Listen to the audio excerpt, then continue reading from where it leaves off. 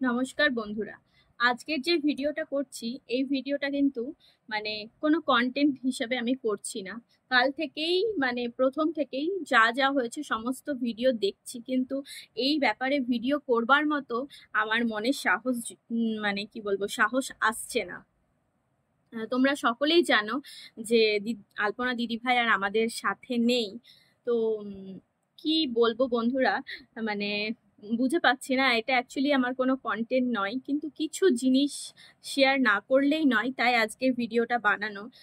কিছু জিনিস আমরা ভুল করে থাকি জীবনে, সবাই করি, আমিও করি, আপনারাও করেন, অনেকেই করি। তো কিছু জিনিস আমরা ভুল করে থাকি, যেটা হচ্ছে ভাবি যে না, সামান্য জিনিস, ঠিক আছে চলো ঠিক হয়ে যাবে, ইগনোর করি। আজ নয় কাল, কাল নয় পরশু এটা ভাবি, বা হয়তো এই সামান্য জিনিস তো কি হয়েছে, এইটা আমার খাওয়া বারণ আছে তো কি হয়েছে, খেয়ে নিই। নর্মাল জিনিস বলছি, যেমন ধরুন কোলেস্ট্রল, সুগার, এই জিনিসগুলোও আমি বলছি। আমাদের হয়তো কোলেস্ট্রলের জন্য একদমই তেল খাওয়া বারণ আছে, কিন্তু তবুও আমরা হয়তো ডেলি লাইফে কিছুই মানি না, খেয়েই যাই। তো তারপর হয়তো সুগার আছে, আমাদের এটা খাওয়ার ওটা, কিন্তু এটা ধীরে ধীরে ধীরে আস্তে আস্তে আস্তে কিন্তু বড় রোগের সৃষ্টি হতে পারে। তো চলুন সেই কথা বাদই দিলাম, কিন্তু আজকে আলপনা দিদি ভাইয়ের এই অকালে চলে যাওয়াটা একদমই মেনে নেওয়া যাচ্ছে না। কাল থেকে শুধু আমি একটার পর একটা ভিডিও দেখে যাচ্ছি, কিন্তু সাহস করে উঠতে পারছি না যে তার সম্বন্ধে কিছু ভিডিও বানাবো। মানুষ তো অনেকেই কন্টেন্ট তৈরি করে, কিন্তু কন্টেন্ট কিং বলতে তাদের চ্যানেলটাকেই বোঝায়। মানুষকে কিভাবে হাসানো, মানুষকে কিন্তু হাসাতে সবাই পারে না, তারা কিন্তু মানুষকে হাসাতো। এত সুন্দর একটা কন্টেন্ট ক্রিয়েটার, আর তারপর হাসার পরে প্রত্যেকটা ভিডিওতে তাদের একটা মেসেজ থাকতো সমাজের প্রতি। সবকিছু মিলিয়ে বাকরুদ্ধ হয়ে যাচ্ছি, কোনো কথা বলার মতো মস্তিষ্ক নেই। তবুও কিছু কথা বলতে এলাম। আলপনা দিদিভাই মা কি করে বাঁচবেন?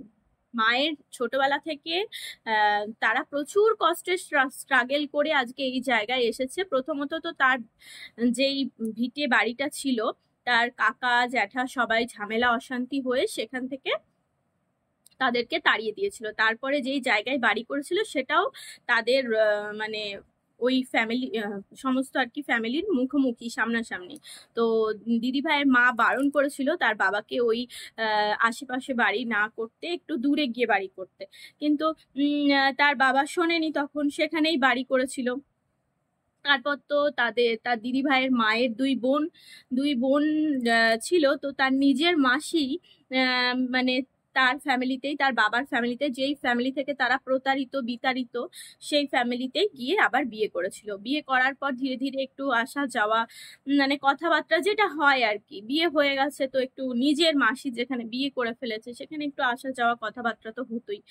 তারপর কি হলো, তার বাবা যেই পার্টিকে সমর্থন করতো সেই পার্টি অফিসে তো প্রায় দিনই যাওয়া আসা, প্রত্যেকদিন রাত্রেবেলা আসা যাওয়া আসতো। যখন আসছিল এক টাইমে তাকে মেরে দেওয়া হয়েছে, একটা দিন তাকে একদিন মেরে দেওয়া হয়েছে। তো এইভাবে অকালে তার বাবাও কিন্তু তাদের থেকে চলে যায়, প্রাণ হারায়। তার বাবাও কিন্তু অকালে তাদের থেকে চলে যায়। তারপর এই শোক তার মা মেনে নিতে না পেরে মানে একটুখানি পিঠে ব্যাক সাইডে একটা প্রবলেম হয়ে গেছে, একটু দেখবেন পুজো টাইপের, একটু একবারে শোকে আহত হয়ে গেলে যা হয়, অনেক কিছু প্রবলেম দেখা দিয়েছে।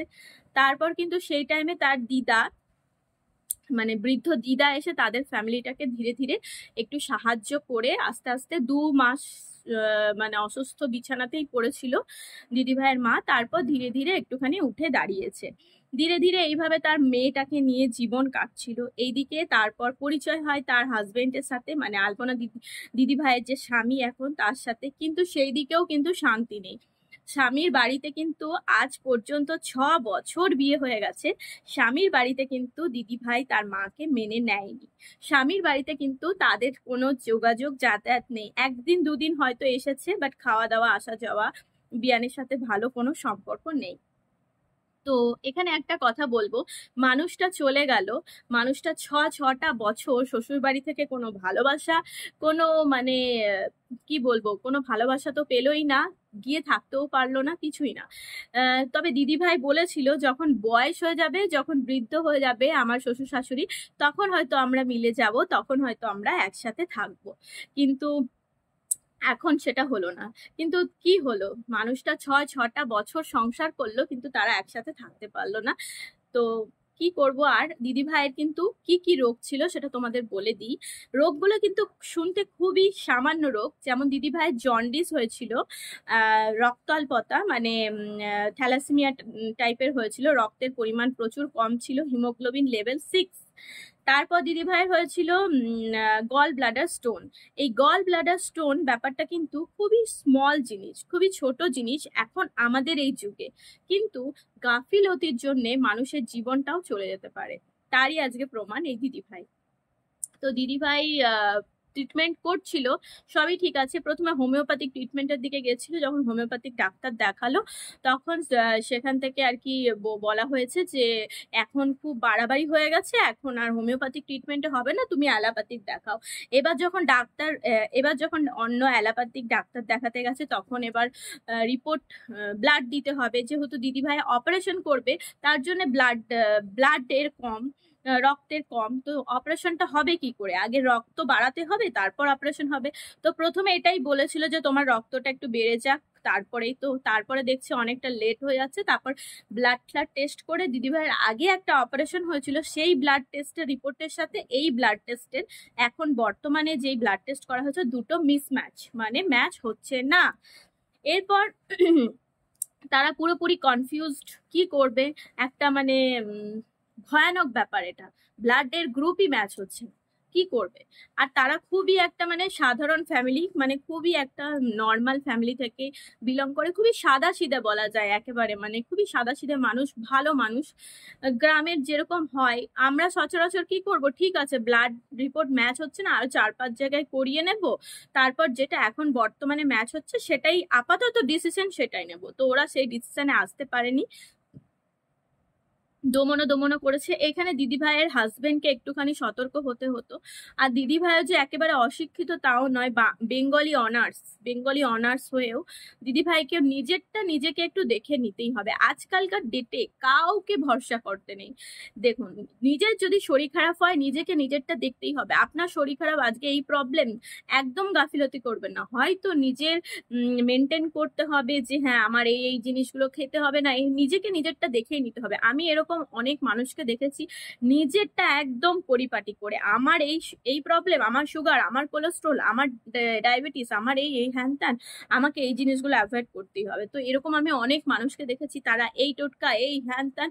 তো সেই জিনিসটাকে আমি প্রেফার করি, হ্যাঁ সেটা খুব ভালো জিনিস, নিজের জন্য নিজেকে করতেই হবে, কেউ তোমাকে এসে করে দিয়ে যাবে না।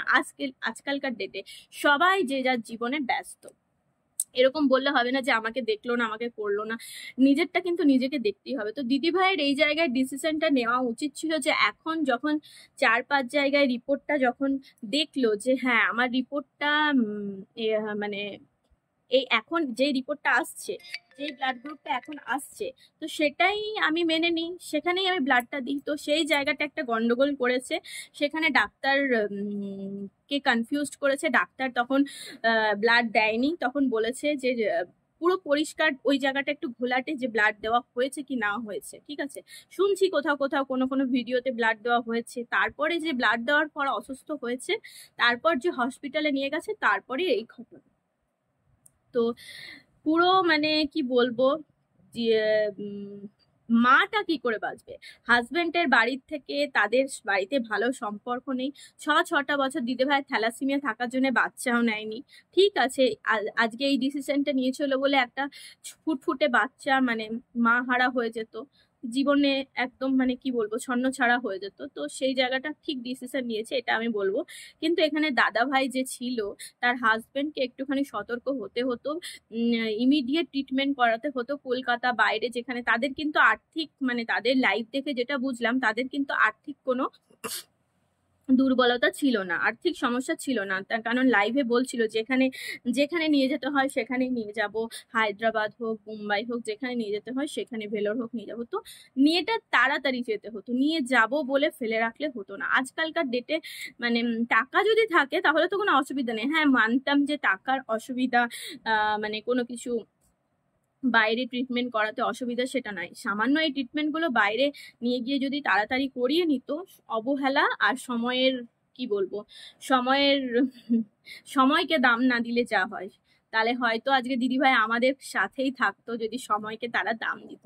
তো as soon as possible early যদি কোনো প্রবলেম হয়ে থাকে অবশ্যই ডাক্তার দেখিয়ে সেই রিপোর্টটাকে নিজে আগে দেখুন, নিজে আগে বুঝুন যে হ্যাঁ আমার এই প্রবলেম, এই লোককে বোঝানো কে বলে দেবে সেটা পরের ব্যাপার। আমরা আজকালকার ডেটে সবাই সবকিছু বুঝি, তারপর তো ইন্টারনেটের যুগ, ইউটিউব সবকিছুই আছে, তার থেকেও আমরা কিছু কিছু জিনিস জানতে পারি।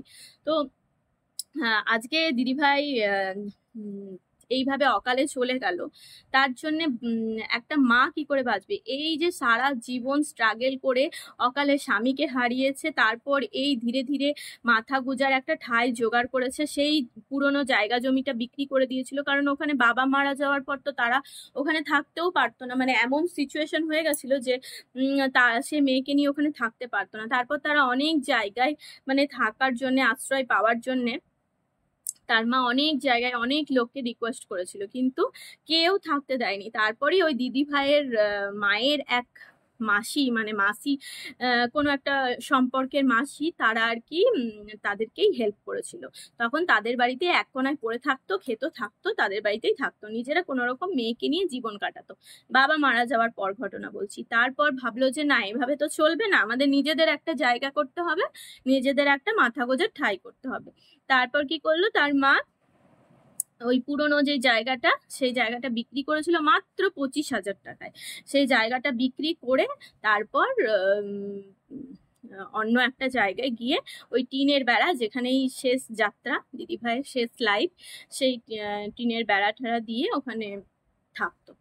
তো কি বলবো, এত সুন্দর কন্টেন্ট ক্রিয়েটার, প্রত্যেকটা ভিডিওতে তারা সবাইকে খুব সুন্দর মেসেজ দিত। তার মা কিভাবে থাকবে এইভাবে অকালে, স্বামী, তারপর মেয়ে, আর দিদি ভাইয়ের যেহেতু শ্বশুর বাড়িতে সবাই চাকরি করে শুনেছি, তার শাশুড়ি চাকরি করে, অনেকেই চাকরি করে, তো তার একটাই ছেলে, তো সে চলে যাবে হয়তো তার বাড়িতে, কিছু বছর পর হয়তো সে ভুলেও যাবে, হয়তো নতুন কোনো জীবনে প্রবেশ করবে, কিন্তু তার মায়ের কি হবে?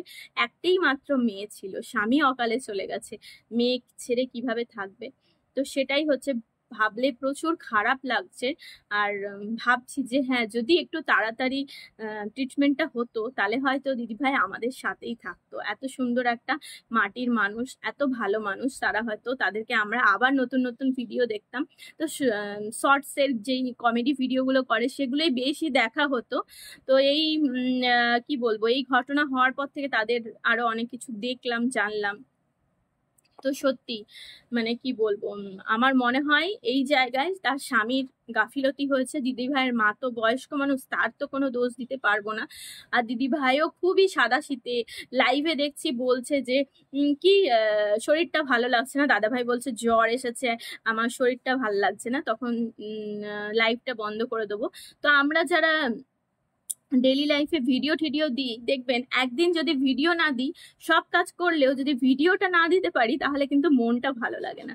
আর মনটা ভালো লাগে না মানে কি, কেমন আনচান আনচান করে। তো দিদি ভাইয়ের সেই জিনিসটা, ওই যে শরীর খারাপের জন্য কতদিন ভিডিও দিতে পারছে না, তো বারবার বলছে যে না লাইভ করবো, লাইভটা মানে বন্ধ করতে চাইছে না, বলছে এরপরে কিন্তু ফেসবুক লাইভ করবো। তো বলছে আবার ভিডিও দেব, মানে একটা আকাঙ্ক্ষা, একটা মানে চেষ্টা থেকেই যায় যেন ভিডিওটা ঠিক মতো দেওয়া হচ্ছে না আমার। তো দিদিভাইয়ের মানে চেষ্টা প্রচুর ছিল, প্রচুর, মানে কি বলবো, কর্মঠ, আর খুবই সাদাসিধে। আর লাইভে যখন এসছে তখন বোঝা যাচ্ছে যে আর কি ফ্যাকাশে টাইপের মুখটা হয়ে গেছে, জন্ডিস হয়ে গেলে যা হয়। তো জন্ডিস, তারপরে আবার রক্ত শূন্যতা, তারপরে আবার থ্যালাসেমিয়া, তারপরে আবার গল ব্লাডার স্টোন। তো ছোট ছোট জিনিস, কিন্তু ভাবতে গেলে সেটা বিশাল আকার ধারণ করেছে। শুধুমাত্র গাফিলতির জন্য একটা ফুটফুটে প্রাণ আমাদের সামনে থেকে চলে গেল। তো আর কি বলবো, দেখি কোনো যদি মানে কিছু বলার থাকে পরে আসবো, আর কোনো ভাষা নেই, কিছু বলতে পারছি না। মাটার জন্য প্রচুর খারাপ লাগছে, মায়ের জন্য। তো কি বলবো, মানে চলো পরে আসছি।